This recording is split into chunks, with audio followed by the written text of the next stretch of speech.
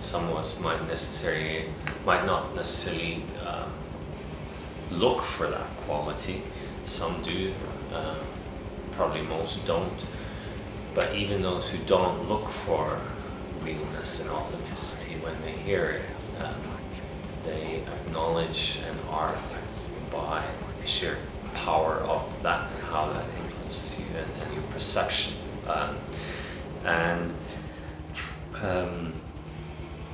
Perhaps in some way it's comparable to how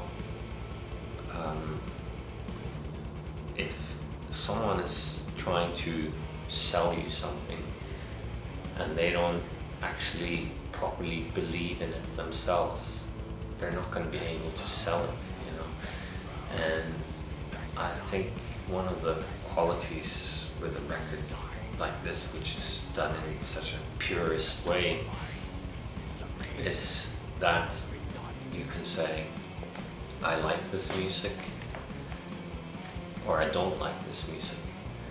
But to listen to something which is clearly so real and put it down, that's hard to do, you know. And I find myself as a person being interested in music, books and art and sports and all kinds of things that even, so let's use sports as an example, you know.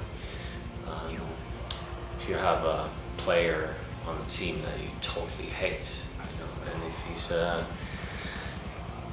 he's the real deal, you know, if you say you hate him because he plays for the opposition, but you can't discredit him, you know, he's a good player and he's the real deal and he fights hard for the team, and you've got to say, I don't like him, but I respect what he does. And that's one of the things that was important to me to try and achieve by this record. That it's first and foremost a record that we made for ourselves and our fans, but it's also a record where I was hoping to achieve a little bit of that effect that we also did with the Volcano record, where I know that lots of producers and engineers would use it as a reference because of the sonics. And I guess I am a kind of a musician that is more interested in that kind of connoisseur recognition than someone chasing me down the street.